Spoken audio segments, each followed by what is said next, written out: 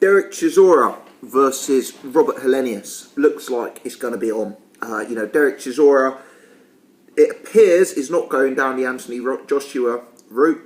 There was some suggestion that that route was going to be readily available to him. Whether that was the case or not, that fight appears not to be going ahead at this particular stage. And it looks like Dereck Chisora is going to go down the EBU title route and fight Robert Helenius. It's a sellable fight in one sense, given that there's some history there. Obviously, there was the very controversial first fight, which Robert Helenius won. Most people felt he lost. As I've said previously, I actually did score the fight to Robert Helenius, which I know is quite an unpopular decision, but I thought he was more accurate and more active compared to Dereck Chisora. Although I would admit that Dereck Chisora at times did appear to be doing the more eye-catching stuff. I just felt he was throwing too many long looping punches, and not really landing too much of huge note. I thought there was a lot of inaccuracy from Chisora. But anyway, I digress. This fight's sellable. Obviously, there's the history there. Very closely matched first time out. And also, Chisora seems to be very keen on getting the revenge of what he perceives to be a thoroughly unjust first fight. Now, however you view that, I guess what we can say is from the first fight, these two are definitely closely matched. There's not a huge gap in class here. They've got contrasting styles. Helenius is the very tall boxer, the jabber, whereas Chisora is the kind of shorter heavyweight, tries to bob and weave, get on the inside, throw hooks, that type of operator. We've seen Chisora in his more recent fights against lower level of opponents try and slow down the pace a bit more, try and jab a bit more, try and think a bit more.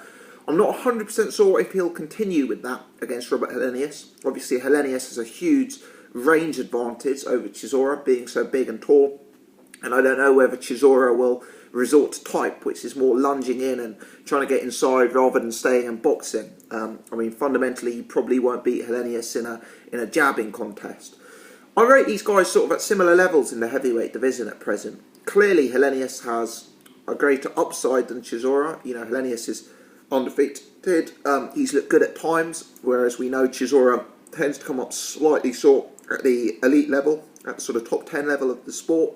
The mould of how Helenius should beat Dereck Chisora was clearly shown by Tyson Fury in the second fight. Fury in that second fight produced a boxing masterclass. Dereck Chisora didn't really land a glove on him in the entire fight. It was one of the most one-sided fights you'll ever see.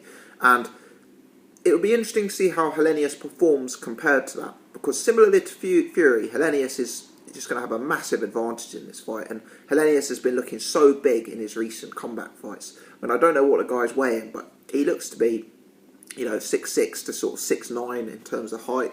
He's got to be between 18 and 20 stone. He's a real big guy. My concern with Helenius is he a bit one-paced, especially in the later rounds, He's obviously got dangerous power at the start of a fight. And I know he buzzed Chisora first time, maybe even the first round when they first fought. But after the first few rounds, does he just resort to following an opponent round, trying to throw a jab and trying to steal rounds behind the jab? And fundamentally, is that going to be enough at the top level of the sport? I guess that's my concern with Helenius, He's had some good fights since his comeback. I know he's been sparring with Vladimir Klitschko. He obviously had the exhibition fight, which doesn't count as a pro boxing fight, so I doubt you'll see on BoxRec, against a semi-useful opponent. And he recently got a good 12 rounds in, albeit very one-sided 12 rounds, against Franz Rill for the European title. So this is probably a step up for Helenius.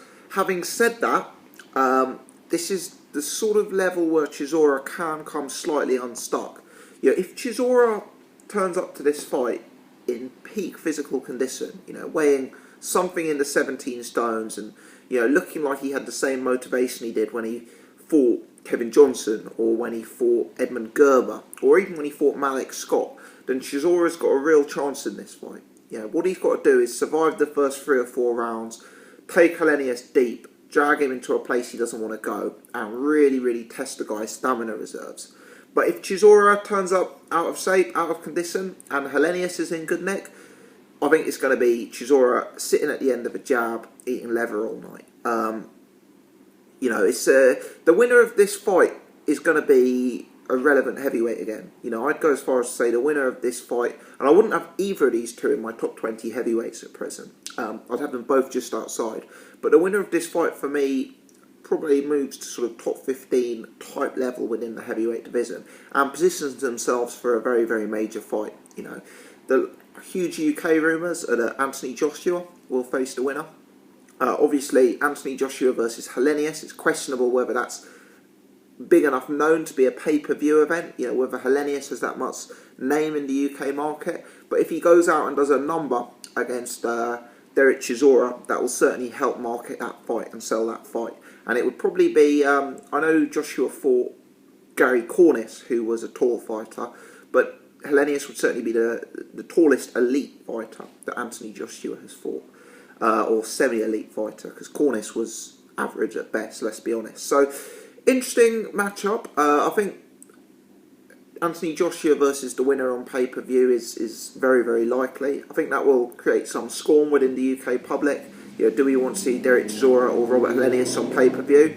But the difficulty is the public bought the Anthony Joshua versus Dillian Whyte pay-per-view in so much numbers and so many droves and made that event so profitable that I don't think Sky and Eddie Hearn will really ever fight Anthony Joshua not on pay-per-view going forward. I think it's going to be pay-per-view all the way from here on in for him. So I could certainly see, this fight going ahead. I actually think, I'm one of the people who says there's no need to rush Anthony Joshua. Perhaps we should slow him down a bit. I'd actually like to see him fight both guys. I think Chisora stylistically would be quite an interesting test for him. I think Chisora could cause some of the problems that Dillian Whyte did. But I think Chisora's big fight experience and experience of going late in fights could potentially make him a threat to Joshua. I think Joshua's not so comfortable on the inside or not so comfortable under a body attack. And, Chisora can be an unpleasant guy to deal with if he gets on your chest and if he can cut down the reins. Whether Anthony Joshua could keep him off with the jab like Tyson Fury was able to, I'm not sure. So, I think that's an interesting fight. The one thing I would say is I'm not sure that Joshua has the punching power of Dillian Whyte. Sorry, I'm not sure Chisora has the punching power of Dillian Whyte. I've always viewed Chisora as quite a light puncher in the context of the top heavyweights. As for Helenius, I think that's also a good learning fight for Joshua. The guy's unbeaten, the guy's a huge guy, the guy carries power. Helenius is probably a step up, maybe I personally would like to see Joshua fight, Depar, Marius Wok, Chisora, Helenius. I think if he had those 4 fights in 2016, it'd be a really, really good year for him. But Eddie Hearn can't really afford to think like that because he's got to focus on pay-per-view buys. He's got to focus on paydays for his fighters. And, there'll be an inclination to rush Anthony Joshua. But, either way, this makes for an interesting fight, even if we take the Anthony Joshua angle out of it. It's good to see 2 heavyweights who are top 30 heavyweights in a 50-50 class. It could go either way. It's going to be one of those fights where I'll certainly be wanting to make a video after the weigh-in because, I think the condition of both of these guys, how fit they are, how seriously they've taken the build-up, is going to be absolutely key to deciding a winner. What I would say, it's one of those where you've got a clash of styles in the sense that Helenius is the jabber, the tall guy, Chisora is the short guy, the inside fighter, the hooker. Could make it interesting. If you haven't seen it, check out the first fight. Do let me know how you scored that first fight. How did you see this fight going? And is there any interest from your end in seeing the winner fight Anthony Joshua for the European title? Many thanks for watching. Do hope you've enjoyed this video. If you have, certainly would appreciate it if you click the thumbs up button and like this video.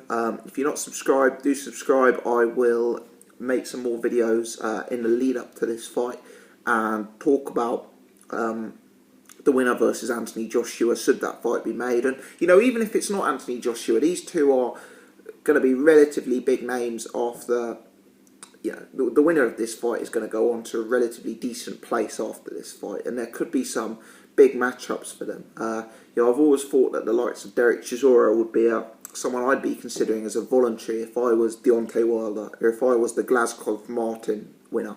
He's got some sort of name recognition. He's been on the scene for some time. He is controversial. I guess he had the big fight with David Haye, the incident with Vladimir Klitschko, but fundamentally he is beatable. I mean, the thing about Dereck Chisora is, you know, if you box really, really smart, you're probably going to come off better against him. Anyway, I let it go. Thanks very much for watching. Do hope you've enjoyed this video.